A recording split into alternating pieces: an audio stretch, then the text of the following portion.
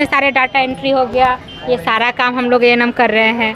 अगर डॉक्टर रहते हैं तो उनके बगल में जो भी पुर्जा काटने का रहता है, पुर्जा काटने हैं। हाँ, दिन और रात हम लोग यहीं रह रहे हैं। रात को भी यहीं रहते हैं। काम है, सारा काम हम लोग को करना पड़ता है। आपको करना पड़ेगा, हर हाल में करना पड़ेगा। ऑप्शन आपके पास है ही नहीं, आपको करिए या तो छोड़िए। जिस काम के लिए आप मुख्यमंत्री खोलो कान, मुख्यमंत्री खोलो कान, स्वास्थ्य मंत्री खोलो कान।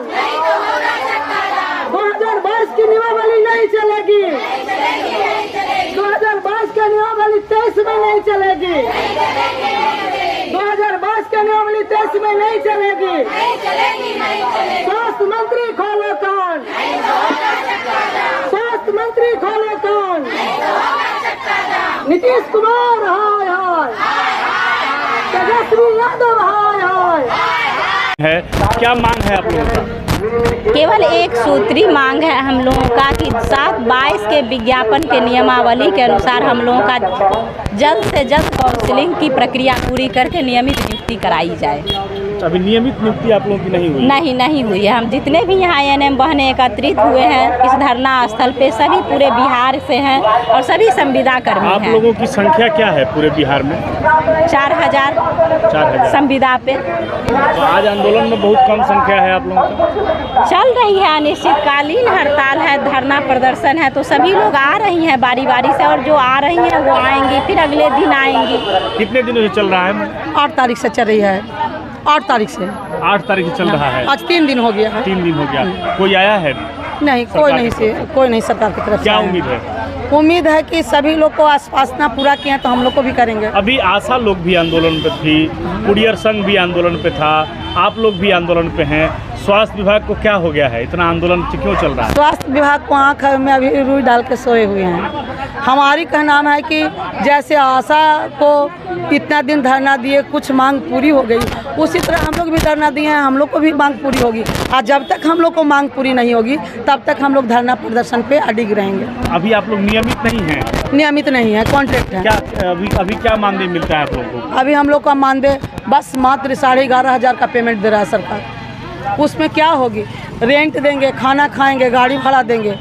ये तो सरकार देखती नहीं है कि हम कॉन्ट्रैक्ट पे हैं, हमारी 11,500 से ले लिया। एएनएम लोग क्या क्या काम करती हैं? एएनएम टीकाकरण करती है, पोलियो करती है, इम्यूनाइजेशन करती है। उसके बाद जितने भी है, आजकल तो एएनएम को कंप्यूटर इंजीनियर बना दिया है कि जितने बना भी दिया है, सरकार बना दी है। कंप्यूटर इंजीनियर बना दिया? हाँ, इसीलिए कि क्या क्या होगा, क्या क्या लोड करते हैं। कंप्यूटर इंजीनियर बना दिया? कंप्यूटर इंजीनियर नहीं बोल रहे, जैसे कि दीदी का कहने का अर्थ है कि आज एएनएम जो है हर एक काम कर रही है। डाटा ऑपरेटर वाला काम, जो कंप्यूटर के जितने सारे डाटा एंट्री हो गया, ये सारा काम हम लोग एएनएम कर रहे हैं। अगर डॉक्टर रहते हैं तो उनके बगल में जो भी पुर्जा काटने का रहता है, पुर्जा काटने का जो डाटा ऑपरेटर का काम है वो भी हम लोग कर रहे हैं।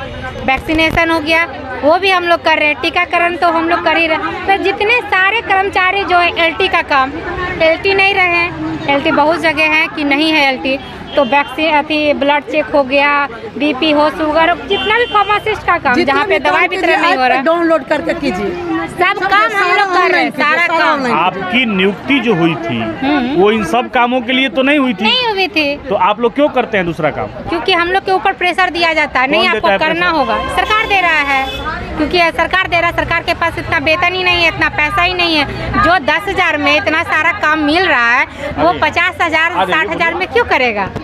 इसी कारण से सारे काम एएनएम को दिया जा रहा है। हम लोग को टेप दे दिया है और सारा जो डाटा ऑपरेटर का काम है, जो लैब टेक्नीशियन का काम है, सारा काम हम लोग को करना पड़ता है। आपको करना पड़ेगा, हर हाल में करना पड़ेगा। ऑप्शन आपके पास है ही नहीं, आपको करिए या तो छोड़िए। जिस काम के लिए आपकी नियुक्ति हुई वो काम तो आप लोग करती ही हैं। हाँ, उससे अतिरिक्त काम भी आपसे कराया जाता है। काम दवाई बांटने का काम है फार्मासिस्ट का, वो भी एएनएम ही करती है। और ब्लड लेने का काम है लैब टेक्नीशियन का, वो भी एएनएम कर रही है।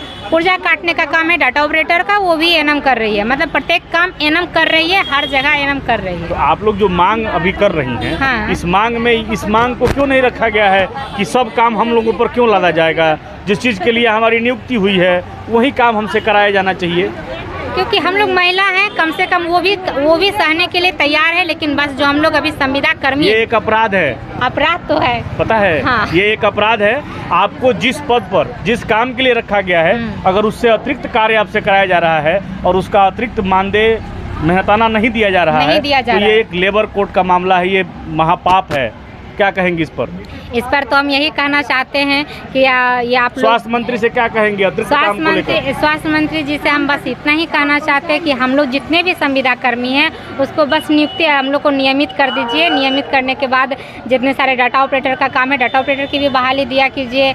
और फार्मासिस्ट जब तक नहीं है उसके लिए हम लोग एएनएम लोग खटते हैं, तो फार्मासिस्ट के लिए भी जगह दीजिए। हर काम एएनएम से ही क्यों लेते हैं?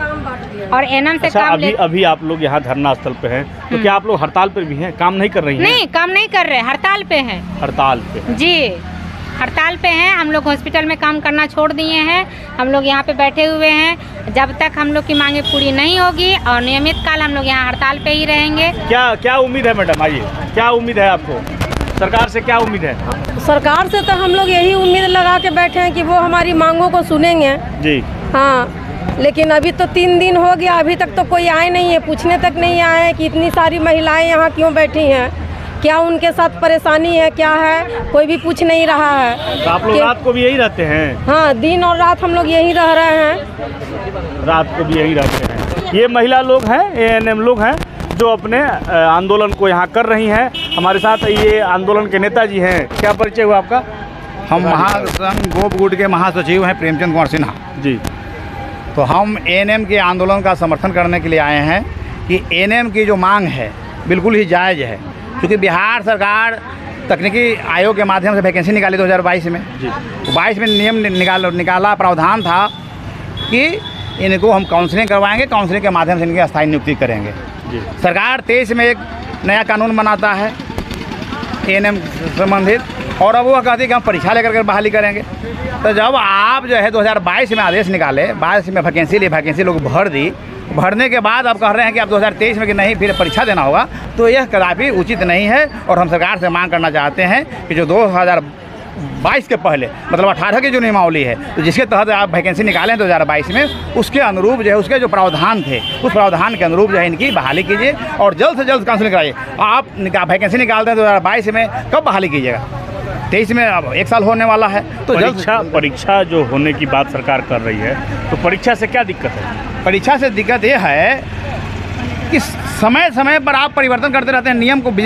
जब कोई भी वैकेंसी निकल जाती है तो उस वैकेंसी के अनुसार जो नियम प्रावधान थे उसको पूरा करना चाहिए। अगर नियम नहीं और यहाँ रहता है, और यही बात नहीं है, हमारे जो आरबीएसके के जो एएनएम बैठी हुई हैं वो ऑलरेडी 2015 में अब परीक्षा दे करके आई हैं, और परीक्षा दे करके आई तो बार एक ही लोगों को बार बार परीक्षा ले रहे हैं। वो पहले मैट्रिक पास की, एएनएम की डिग्री ली, उसमें परीक्षा पास की, उसके बाद जब वैकेंसी के लिए आरबीएसके में जो आई उसमें भी परीक्षा दी, परीक्षा पास की, तब यहाँ से सिलेक्शन हुआ। और फिर परीक्षा जब सरकार का प्रावधान था, सरकार का प्रावधान ही था ना 2022 तकनीकी आयोग का कि मतलब जो है आपको काउंसलिंग करा कर करेंगे, तो फिर नियम बदलने की क्या हो सकता है? आप नए सिरे से कीजिए ना। अब 23 के बाद जो बहाली होगी उसमें आप परीक्षा लीजिए, हमको कहीं कोई आपत्ति नहीं है। कहीं कोई आपत्ति नहीं है। चलिए, बहुत बहुत धन्यवाद।